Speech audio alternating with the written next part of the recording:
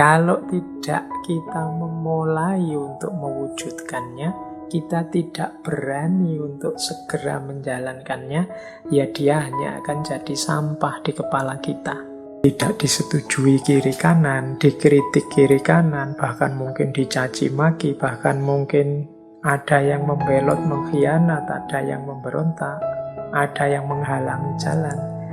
Tapi penting bagi seorang pemimpin, kalau sudah punya cita-cita, punya target, ya harus gigih untuk mewujudkan cita-cita itu. Kalau tidak, ya dia akan terombang-ambing terus. Mengaji Hening bersama Dr. Fahrudin Faiz. Mari kita simak. Oke, baik.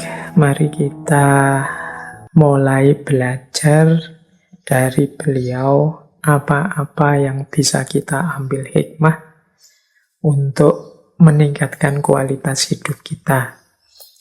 Saya awali dari karakter kepemimpinan beliau.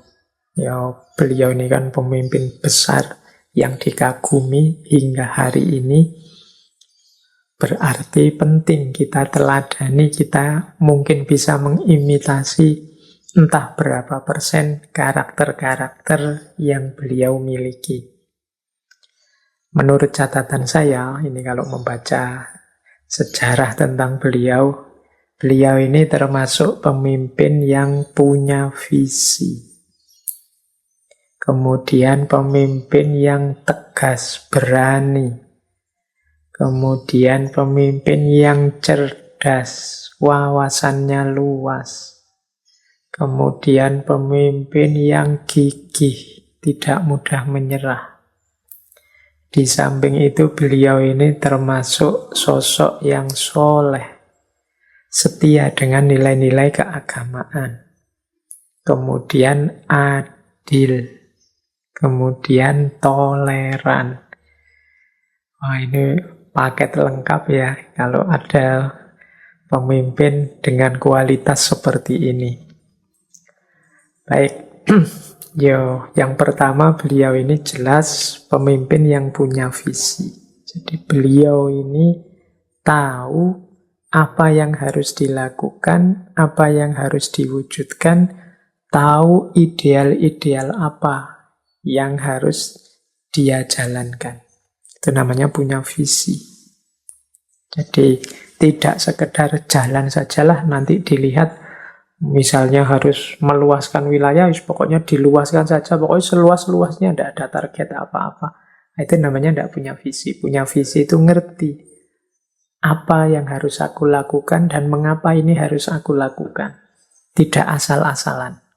Jadi semua keputusan yang diambil, semua kebijakan yang ditetapkan dalam rangka visi tadi. Pemimpin yang punya visi itu biasanya lebih teguh pendirian, lebih sukses karena dia tahu kemana harus menuju. Tidak trial and error, tidak coba-coba, tidak jajal ke sana, jajal ke sini, siapa tahu bagus, siapa tahu berhasil. Tidak. Jadi punya visi itu dia tahu benar apa yang harus dilakukan, kemana harus menuju. Sultan Muhammad Al-Fatih ini juga begitu, beliau tahu. Dia setelah menaklukkan Konstantinopel, kemudian mana lagi yang harus ditaklukkan, atau sebelumnya sebelum mencapai Konstantinopel, mana saja dulu yang harus diurusi, dan seterusnya.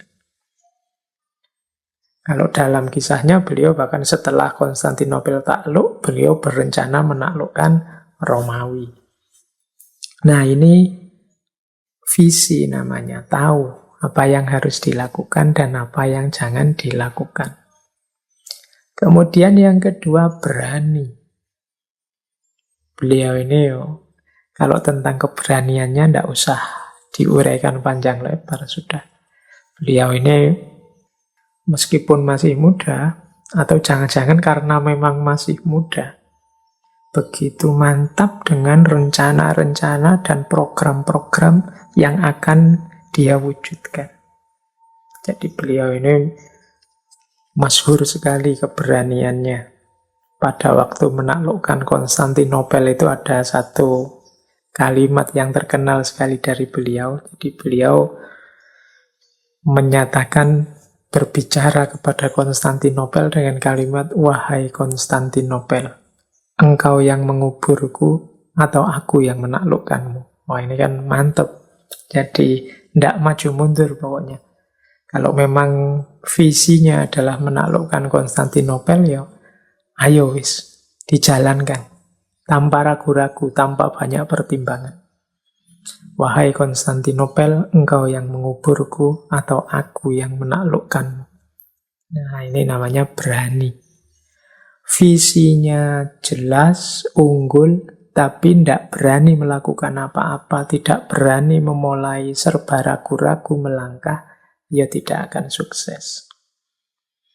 Kita yang mungkin sering belajar macam-macam, mendengarkan kajian macam-macam, mungkin punya ideal-ideal penuh di kepala kita. Tapi ideal-ideal yang penuh itu, kalau tidak kita memulai untuk mewujudkannya, kita tidak berani untuk segera menjalankannya, ya dia hanya akan jadi sampah di kepala kita. Hanya jadi hafalan. Mungkin jadi alat untuk menceramahi orang lain saja.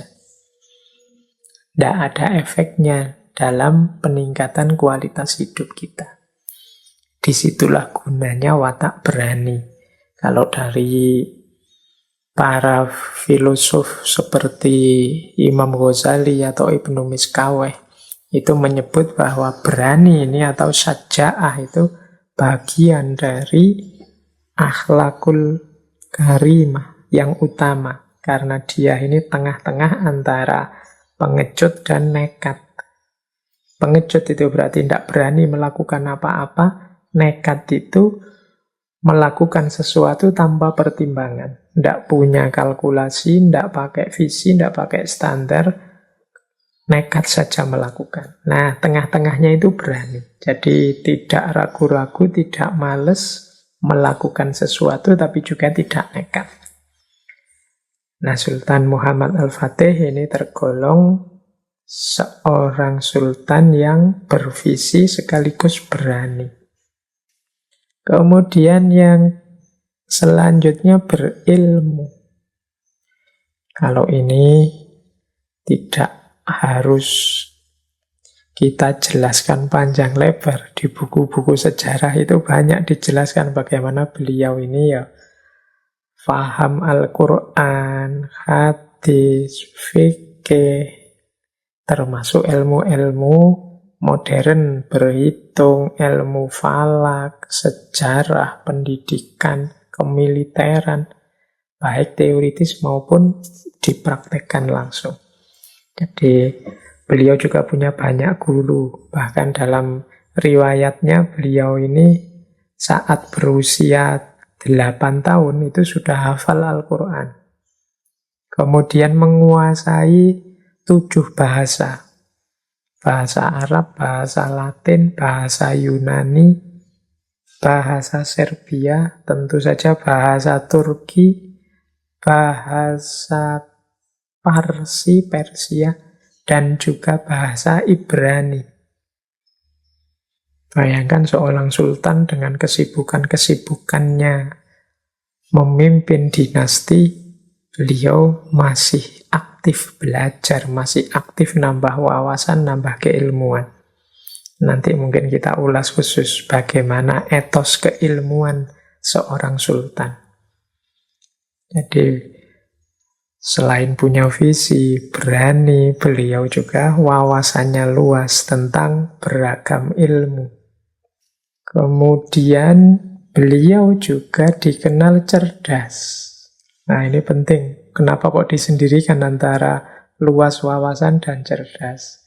Ya, luas wawasan atau berilmu itu menunjukkan penguasaan, sementara kecerdasan itu menunjukkan kemampuan mengelola ilmu, mengelola berpikir, dan lain sebagainya. Ini beliau tergolong sultan yang cerdas, pinter merancang strategi, kemudian cerdik bagaimana mengambil hati rakyat, dan lain sebagainya. Kalau teman-teman membaca ceritanya bagaimana takluknya Konstantinopel, itu kan di situ terasa kecerdikan Sultan Al-Fatih ini. Bagaimana semula armada kapal-kapal yang dia pakai untuk mengepung Konstantinopel itu terhalangi karena di sana ada rantai-rantai yang menghalangi jalannya kapal. Akhirnya beliau mengambil jalan memutar, kapalnya diseberangkan bukit-bukit dengan menggunakan kayu yang dilumuri minyak, sehingga kapal itu tidak lewat laut tapi lewat bukit, nyebrang kemudian turun di seberang bukit, jadi sudah melewati rintangan-rintangan yang dibuat. Nah, itu tidak terbayangkan saat itu. Bayangannya bawa kapal itu ya lewat air. Tapi dengan cerdiknya beliau mengganti jalur air ke jalur darat meskipun tetap dengan kapalnya. Nah, ini salah satu bukti kecerdikan dan kecerdasan beliau. Dengan berbagai kebijaksanaan-kebijaksanaan setelah berhasil menaklukkan Konstantinopel, termasuk menghargai umat beragama yang lain, termasuk mengambil hatinya warga dan lain sebagainya, itu juga menurut saya bagian dari kecerdasan beliau.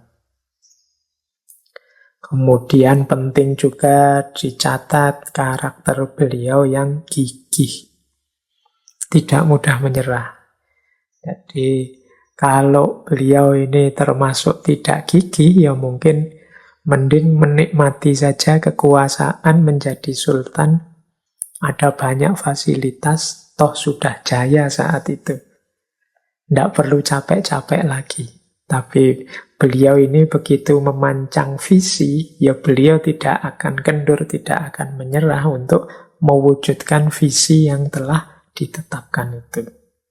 Meskipun banyak rintangannya, banyak halangannya, termasuk kalimat yang beliau sampaikan tadi, wahai Konstantinopel, engkau yang menguburku atau aku yang menguburmu, aku yang menaklukkanmu, itu kan muncul setelah beliau menghadapi berbagai kesulitan, termasuk Raja Konstantinopel saat itu yang menolak dan ingin mempertahankan wilayahnya. Bahkan ada cerita juga satu ketika pasukan Bizantium ini membakari benteng-bentengnya umat Islam yang terbuat dari kayu. Tapi Sultan tetap tidak putus asa. Banyak bentengnya terbakar, beliau terus bilang, tunggu saja, besok kita buat lagi benteng yang sama 4 kali lipat jumlahnya. Nah, itu kan menunjukkan bahwa beliau ini tidak mudah menyerah. Tokoh yang gigih, memperjuangkan kebenaran yang diyakininya. Nah, penting seorang pemimpin gigih. Kalau sudah punya visi, biasanya ya pemimpin itu banyak ujian untuk mewujudkan visi itu. Mungkin tidak disetujui kiri kanan, dikritik kiri kanan, bahkan mungkin dicaci maki, bahkan mungkin ada yang membelot, mengkhianat, ada yang memberontak, ada yang menghalangi jalan. Tapi penting bagi seorang pemimpin kalau sudah punya cita-cita, punya target, ya harus gigih untuk mewujudkan cita-cita itu. Kalau tidak, ya dia akan terombang-ambing terus. Dan itu dicontohkan oleh Sultan Al-Fatih dalam kegigihannya saat akan menaklukkan Konstantinopel. Kemudian beliau ini juga tergolong seorang yang sangat soleh. Ini tidak mengherankan karena guru-guru beliau itu banyak yang termasuk sufi. Jadi beliau ini diriwayatkan seorang sultan yang tidak pernah meninggalkan sholat fardu, sholat sunnah, sholat tahajud, dan berpuasa. Jadi ini keistiqomahan beliau dari sisi kesalehan individual. Ada cerita setelah penaklukan Konstantinopel itu, kemudian akan dilaksanakan sholat Jumat. Nah, saat akan memulai sholat Jumat, Sultan kemudian berdiri, menawarkan kepada pasukannya siapa yang layak untuk menjadi imam sholat Jumat kita yang pertama ini. Nah, itu semua pasukannya tidak ada yang berani menawarkan diri. Akhirnya beliau melakukan seleksi. Beliau meminta, oke, semuanya sekarang berdiri. Nah, ini beliau menganggap semuanya mampu untuk jadi imam sholat Jumat. Tinggal diseleksi yang terbaik. Kemudian beliau bertanya, siapa di antara kalian ini yang sejak muda, sejak balik sampai hari ini pernah meninggalkan sholat 5 waktu secara sengaja? Jadi kalau ada yang pernah ninggal sholat 5 waktu secara sengaja, meskipun hanya sekali, silahkan duduk. Nah, ternyata tidak ada yang duduk. Itu berarti semua pasukannya ini termasuk orang-orang yang mendirikan sholat lengkap 5 waktu. Tidak pernah bolong. Semuanya. Oke, akhirnya belum nemu yang dicari. Wong semuanya belum ada yang duduk. Akhirnya ditambah kriterianya oleh Sultan Al-Fatih. Siapa di antara kalian yang sejak balik dulu hingga hari ini pernah meninggalkan sholat sunnah rawatib? Sholat yang mengiringi sholat fardu. Nah, setelah yang kedua ini yang ditanyakan, ternyata ada. Kata beliau, ya sudah, yang pernah meninggalkan sholat rawatib duduk. Tinggal sebagian. Berarti sebagian juga ya sholat fardu, ya sholat rawatibnya lengkap. Oke, sekarang masih banyak ini yang berdiri. Nah, terus beliau nambah lagi, kalau begitu siapa di antara yang masih berdiri ini, yang sampai hari ini, sejak dia balik, pernah meninggalkan sholat tahajud? Pernah kosong tahajudnya secara sengaja 1 malam saja? Kalau iya, silahkan duduk. Ah, ternyata begitu pertanyaan ketiga ini, semuanya duduk, berarti semuanya pernah tidak sholat tahajud. Meskipun mungkin hanya bolong sehari atau 2 hari. Satu-satunya yang masih berdiri ya tinggal Sultan Al-Fatih sendiri. Beliau ini memang dikenal istiqomah dalam sholat tahajud, tidak pernah putus. Ya ini ilustrasi saja untuk menggambarkan seorang yang begitu kuat, begitu dahsyat, ternyata juga secara sekaligus sangat soleh.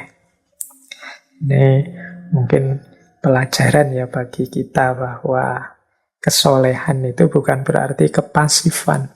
Bukan berarti lah dari dunia. Teman-teman, ini perlu kita catat. Tapi kesolehan itu adalah bagian dari jalan kita untuk menuju kesuksesan, menemukan tujuan-tujuan hidup yang hakiki.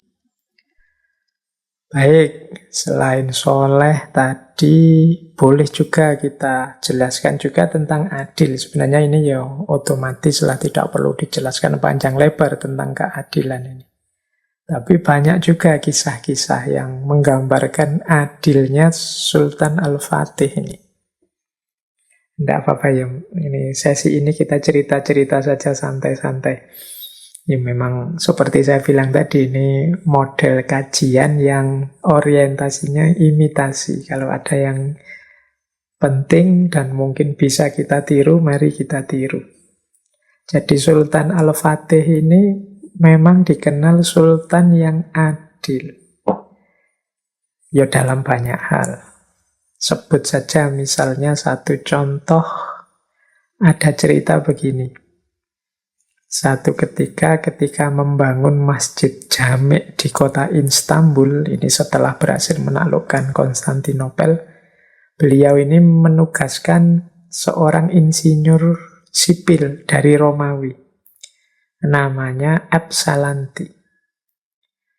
Nah, insinyur ini satu ketika salah paham terhadap perintahnya Sultan Al-Fatih. Beliau ini diperintahkan oleh Sultan agar membuat tiang-tiang masjid utuh dari marmer. Nah, oleh insinyur sipil ini, tiang itu malah dipotong-potong. Jadi marmernya jadi tidak utuh. Nah, ini membuat Sultan marah. Yang namanya Sultan marah. Khilaf sebentar. Akhirnya Sultan memerintahkan untuk memotong tangannya insinyur sipil dari Romawi ini. Jadi karena kemarahan Sultan, wong diperintah oleh Sultan kok ndak manut, ndak ikut. Nah, insinyur ini ndak terima tangannya dipotong. Akhirnya menuntut Sultan ke pengadilan. Jadi ini dia lapor pada Qadhi di Istanbul saat itu. Namanya Syekh Sori Khidir Jalabi.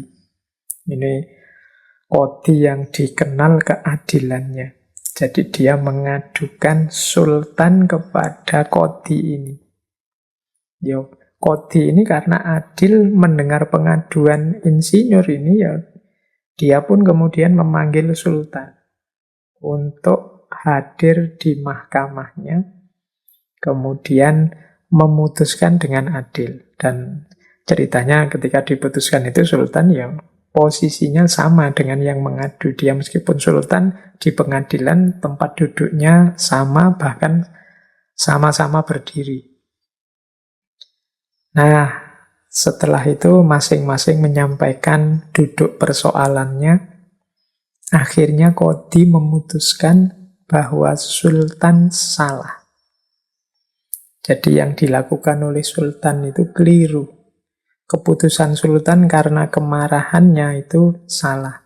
Dan hukumannya adalah kisos. Kisos itu berarti ya potong tangan, balas potong tangan. Nah, setelah diputus kisos itu, ganti yang terkejut insinyurnya. Jadi dia tidak membayangkan keputusan hukumnya sedahsyat itu. Semula dia membayangkan, ya pokoknya hukuman denda saja. Dia sebenarnya mengincar untuk mendapatkan ganti rugi yang besar. Sehingga ketika diputuskan bahwa hukumannya kisos, tangan ganti tangan, insinyur ini kaget. Ya dia juga membayangkan mesti nanti terjadi chaos-chaos, terjadi masalah kalau sultannya tangannya dieksekusi. Akhirnya dia memutuskan untuk menarik tuntutannya dan hanya mengajukan ganti rugi yang oleh sultan pun ya kemudian dituruti sebanyak yang dia minta ganti rugi itu. Ini menggambarkan contoh zaman pemerintahan Sultan Al-Fatih ini ya basis keadilannya hidup.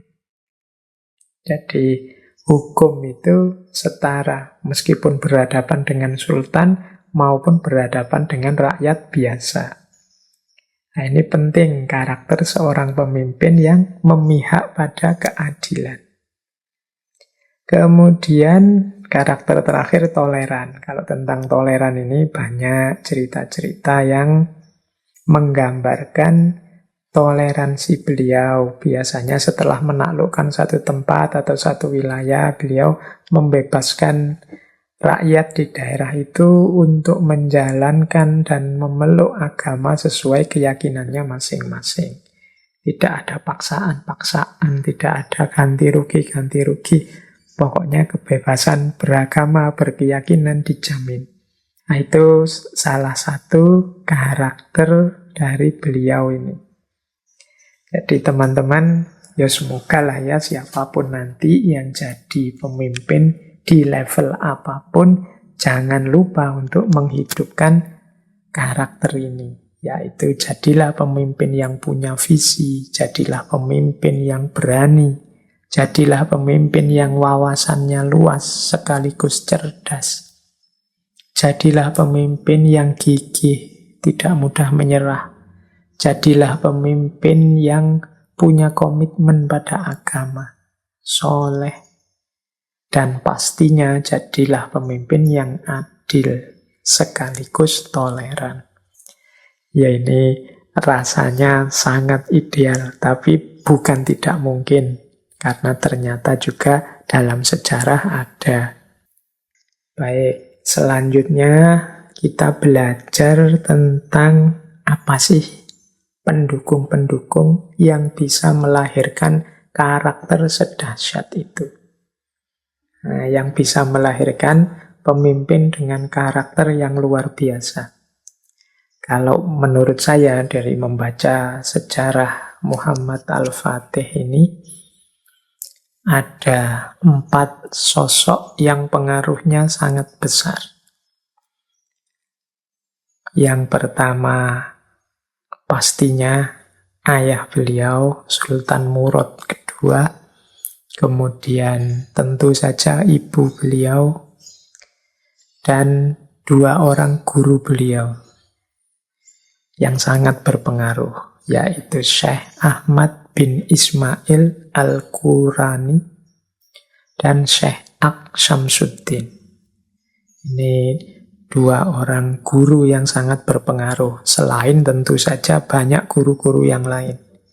Seperti Syekh Tamjid Ughlu, Syekh Muhammad Zalabizadah tadi, Syekh Maulana Iyasi, Syekh Al-Hurani, Syekh Sirajuddin Al-Halabi, dan lain-lain. Ini nama-nama guru beliau. Jadi mereka inilah yang menanamkan karakter, membentuk sosok seorang yang luar biasa. Ayah beliau ini kan Sultan ke-6 dari dinasti Umayyah, dinasti Utsmaniyah. Ini juga sultan yang dikenal adil, penuh kasih sayang, takwa, dan sangat mencintai ilmu. Beliau ini sangat senang dengan bahasa Arab. Dia sultan pertama yang pintar membuat seni kaligrafi, pintar juga mengubah syair dalam bahasa Arab. Bahkan ada yang bilang beliau ini menyerahkan tahtanya kepada Muhammad Al-Fatih di usia Al-Fatih yang masih sangat muda, 12 tahun, karena beliau ingin segera menyelam dalam samudra ilmu. Beliau ini sangat mencintai ilmu. Beliau ini juga yang menanamkan semangat gigih, mengarahkan visi seorang sultan ke depan. Jadi ada cerita Sultan Murad II ini sering mengajak Al-Fatih duduk-duduk di puncak menaranya masjid.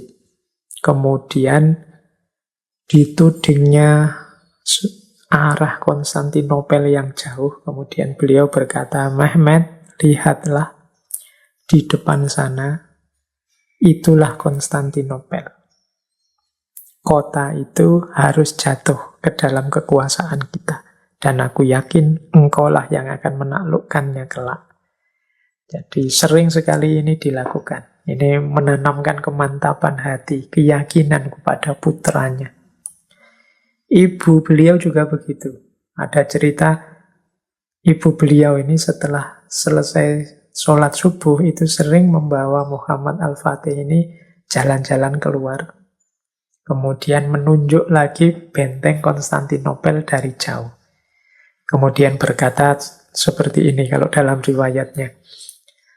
"Ingat-ingatlah namamu adalah nama Nabi kita, Muhammad Shallallahu Alaihi Wasallam." Jadi nama beliau kan memang aslinya Muhammad. Dan Nabi kita itu yang mengatakan bahwa Konstantinopel itu pasti akan ditaklukkan. Dan menurutku, engkaulah nanti yang akan menaklukkannya. Jadi baik ayah maupun ibunya itu menanamkan kemantapan hati, menanamkan orientasi dan visi kepada putranya. Sehingga muncul pribadi yang mantap, pribadi yang tidak ragu-ragu. Dia tahu apa yang harus dia lakukan, kemana dia harus menuju. Nah, ini bagi saya motivator yang luar biasa, ayah dan ibu. Ini penting bagi teman-teman semua ya, termasuk yang akan nanti jadi orang tua, atau yang menjelang jadi orang tua, atau yang sudah jadi orang tua. Struktur diri anak-anak kita itu lebih banyak nanti kita yang mempengaruhinya sebagai orang tua, karena mereka pasti lebih banyak bergaul dengan kita. Maka kita bertanggung jawab untuk menanamkan karakter ini. Jadi kalau karakternya seperti ayah dan ibunya Muhammad Al-Fatih ini, saat anak ini berkembang dewasa, dia punya kemantapan hati bahwa itulah yang harus dia wujudkan, itulah yang harus dia lakukan. Dan dia pasti bisa melakukannya. Nah, jadi monggo ini Bapak Ibu atau teman-teman yang sudah punya putra, atau yang nanti akan punya putra, mulai hati-hati membentuk pribadi dan karakter anak-anak kita. Jangan sampai salah, jangan sampai keliru. Terima kasih sudah menyimak. Semoga channel Mengaji Hening bersama Dr. Fahrudin Faiz selalu bisa memberikan ilmu, motivasi, dan kebermanfaatan. Salam sehat dan bahagia.